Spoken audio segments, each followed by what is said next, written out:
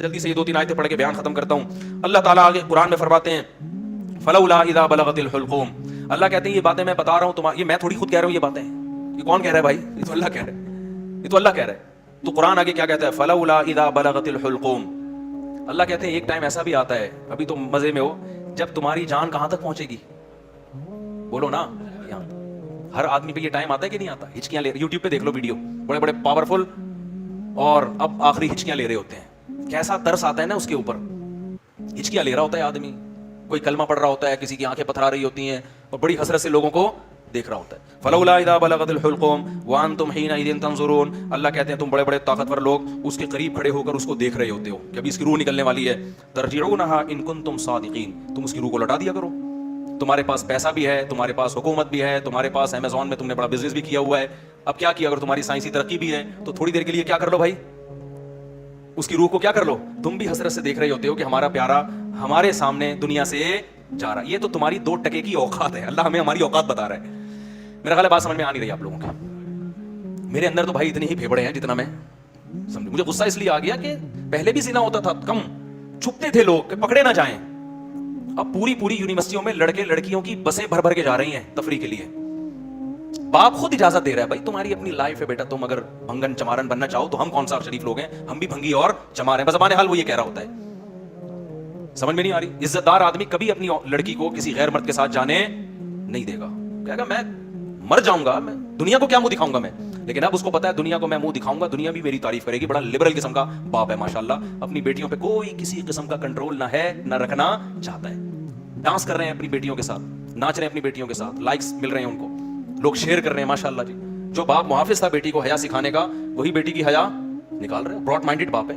کپڑے اتارو بھائی اس کے لوگوں کے سامنے, بہت زیادہ براڈ مائنڈ. گورا کہ تو چڑیاں پہن کے ان کی بیٹیاں ان کے باپ کے سامنے ناچتی ہیں.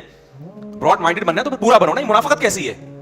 اگر غلط ہے تو پھر, اگر گورا غلط ہے تو پھر یہ عمل بھی غلط ہے جو یہاں ہو رہا ہے. شادیوں میں ناچ رہی ہیں بہنیں بھائیوں کے ساتھ, تو ناچ گانے پہلے بھی ہوتے تھے, تو تھوڑا حیا تھی, تمیز تھی لوگوں میں کہ کس کے سامنے ناچنا ہے اور کس سے اپنے ناچ کو چھپانا ہے. لیکن اب کیا ہو رہا ہے, غیرت ختم. وہی بات ہے جب آخرت پر ایمان ختم ہوگا, جب اللہ کے سامنے جواب دینے کا خوف ہی ختم ہو گیا, تو پھر جو چاہے کرتے پھرو. تو قرآن کہہ رہا ہے ایک وقت آتا ہے جب تمہاری جان کہاں پہنچتی ہے؟ حلق میں, اور تم دیکھ رہے ہوتے ہو. وَنَحْنُ أَقْرَبُ إِلَيْهِ مِنْكُمْ. اللہ کہتے ہیں جتنے تم اپنے عزیز کے قریب کھڑے ہوتے ہو نا حسرت سے, ہم تم سے بھی زیادہ اس کے قریب ہوتے ہیں اور اس کی کیفیات کو جانتے ہیں. فلولا ان کنتم غیر مدینین. اللہ کہتے ہیں اگر تم یہ سمجھتے ہو تمہارے اوپر کسی کا کنٹرول ہی نہیں ہے, آزاد ہو, بڑے پاورفل ہو, ترجعونہا ان کنتم صادقین, تو آج اپنی طاقت کا استعمال کرو. یہ تو تمہارا عزیز ہے, تمہارا معشوق ہے, اس کی جدائی تو تم برداشت کر نہیں سکتے, اس کو مرنے سے روک لو. پھر سارے ڈاکٹر عاجز آ جاتے ہیں کہ نہیں آ جاتے؟ سارے ڈاکٹر کیا کہہ دیتے ہیں, بھائی ہمارے بس میں نہیں. میں آغا خان میں تھا, اچانک چیخوں کی آواز آئی نا, اچانک عورتیں مردوں کی چیخوں کی آواز آئی. میں ایک دم ڈر گیا, کیا ہوا؟ پتا چلا جی ان کے والد صاحب ان کی ڈیتھ ہوئی ہے. آئے تھے تھوڑی دیر پہلے بالکل ٹھیک ٹھاک تھے بستر پہ, اچانک کوئی ہارٹ اٹیک ہوا یا برین ہیمریج جو کیا ہوا بہرحال. تو وہ ان کو توقع نہیں تھی کہ ہمارا باپ ایسے بھی جا سکتا ہے. تو بچیاں بھی رو رہی ہیں. میں نے کہا یار یہ دیکھو, میں نے ایسے موت کے بہت سارے واقعات دیکھے. گلی میں گزر رہے ہیں, چیخو پکار کی آواز آئی, کیا ہوا بھائی؟ پتا چلا جی ڈیتھ ہو گئی. کتنے سال رشتے آپس میں ٹائم گزارتے ہیں اور جدا ہونے میں چند سیکنڈ بھی بولو نہیں لگے, اور پھر روتے 3-4 دن تک ایسے ہیں جیسے بڑا غم ہوا ہے, اور 3-4 دن کے بعد 20-30 سال پرانے رشتوں کو ایسا بھولتے ہیں جیسے زندگی میں کبھی رہنا نصیب ہی نہیں. یہ ہے وہ دنیا جس کے پیچھے انسان کس کو ناراض کر رہا ہے؟ خدا کو ناراض کر رہا ہے. تو قرآن کہتا ہے اس کی جان لوٹا کے دکھاؤ. فَأَمَّا إِن كَانَ مِنَ الْمُقَرَّبِينَ. اللہ کہتے ہیں اب یہ میرے پاس آ گیا ہے, اب یہ تمہاری کسٹڈی سے نکل گیا. اب میں بتاتا ہوں اس کے ساتھ کیا ہونے والا ہے. سمجھ رہے ہو نا؟ اب اس کا خود اپنے اوپر بھی کنٹرول نہیں. اب تک تو یہ تمہارے ساتھ بہت کچھ کر رہا تھا, فلاں کو اوپر چڑھا دیا, فلاں کو گرا دیا, فلاں کو یہ کر دیا, فلاں کو یہ کر دیا, کسی کو گالی دے دی, کسی کو صدقہ خیرات کر دیا, تو یہ کر رہا تھا. اب اس کے ساتھ میں کروں گا جو بھی ہوگا. تمہارا بھی کنٹرول ختم اور خود اس کا بھی اپنے اوپر سے کنٹرول ختم. فاما ان کان من المقربین. اللہ کہتے ہیں یا تو یہ نیک لوگوں میں سے تھا, ساری زندگی اس نے مجھے یاد رکھا, میرے احکام کو فالو کیا. فروح و ریحان, تو اس کے لیے خوشبوئیں ہیں, وجنت نعیم, اور خوشخبریاں ہیں ہمیشگی کے باغات کی.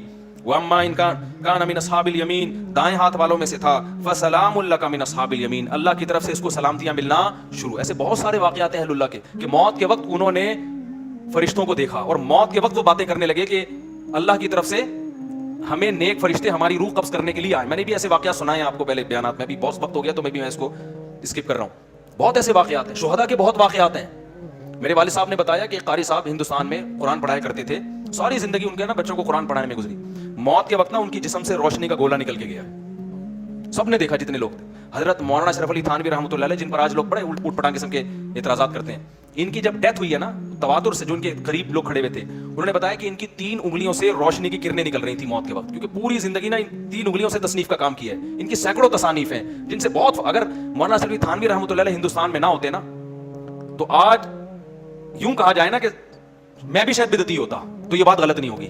ہندوستان میں جو بدعتوں کو روکنے میں سب سے بڑا کردار ہے وہ مولانا اشرف علی تھانوی رحمۃ اللہ علیہ کا, کیونکہ تصوف میں اتنا غلو ہو گیا تھا کہ 20 قسم کی بدعتیں شامل ہو, پیر پرستی اور تصوف, اس پہ ان کی بہت ساری کتابیں ہیں اور بہت کام کیا انہوں نے, کسی کی ملامت کی پرواہ نہیں کی.